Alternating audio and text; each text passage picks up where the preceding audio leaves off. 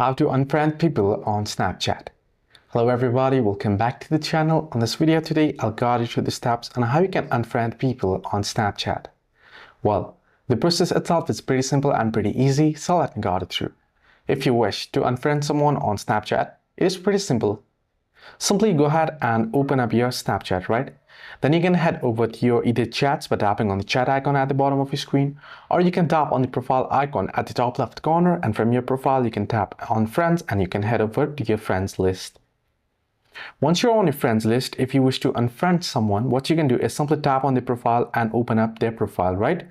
Once you're on the profile page, if you tap on the three dots option at the top right corner of your screen and then tap on manage friendship option, you'll find the remove friend option right there at the bottom. You can see remove friend. You can tap on remove friend. It'll show you the confirmation. The confirmation pop-up will appear. You're gonna tap on remove and they'll be removed from your friend list. So this is how you can remove someone easily from your friend list on Snapchat, or how you can remove your friend. So hope this video helped you. Do like and subscribe, and also do not forget to leave comments down below if you have any further issues as well.